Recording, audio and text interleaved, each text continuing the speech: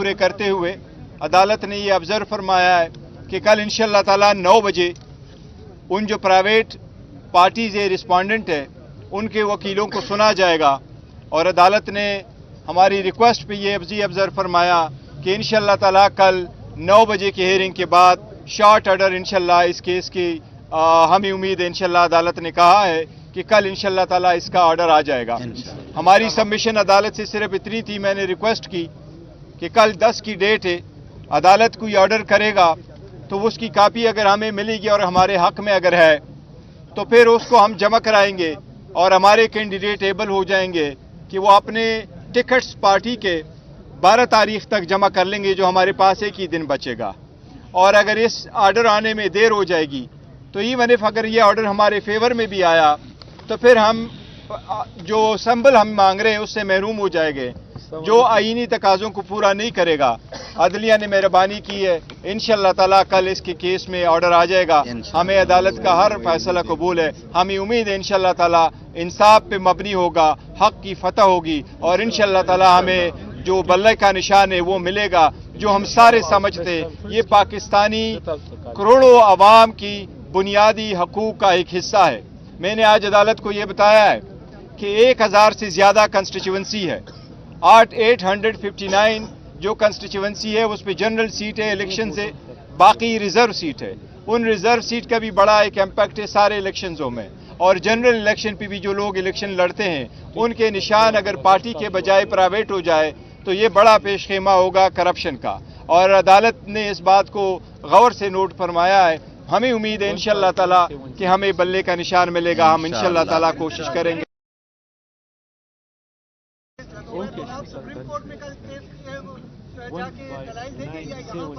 देखिए, supreme court के सामने हमारा एक ऑर्डर हमने चैलेंज किया था जो स्टे रिकॉल हुआ था, लेकिन यही तरीक़ेकार है। अगर कल इस केस में जजमेंट आएगा तो वो जिस तरीके से भी होगा वो तो एक till the pending of the final decision होगा, तो अब वो शायद प्रोसीड नहीं होगा। जो फैसला होगा वो कल इस केस में होगा, यही हमने जिक्र किया। आपके फेवर में डिसीजन नहीं आता तो आप लोगों के पास प्लान बी है या किस सिंबल पे आप लोग इलेक्शन लड़ेंगे?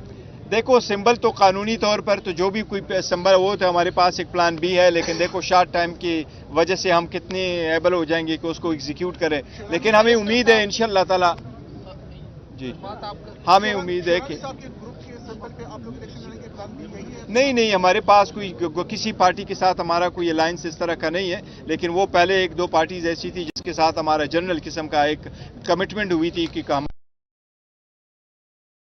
कर दें, हम उनको 1-2 सीट दे देंगे। ये पहली वाली बात है। तो साहब हम ये थोड़ा क्लियर कर दें, बैरिस्टर जफर साहब ने अदालत में साफ बता दिया कि सुप्रीम कोर्ट से केस वापस लेंगे, तो कल आप केस वापस लेंगे या उसको पेंडिंग करके? देखिए, वो अगर वो अदालत पेंड रखती है, पेंड रख जाए, और वो विड्रॉ हो जाता है तो विड्रॉ हो जाएगा, क्योंकि केस जब अदालत सुन लेती है फाइनल तो वो कोई भी डिसीजन कल आएगा तो प्रिवेल तो यही करेगा, तो उसकी जरूरत अब नहीं रही उस जजमेंट की।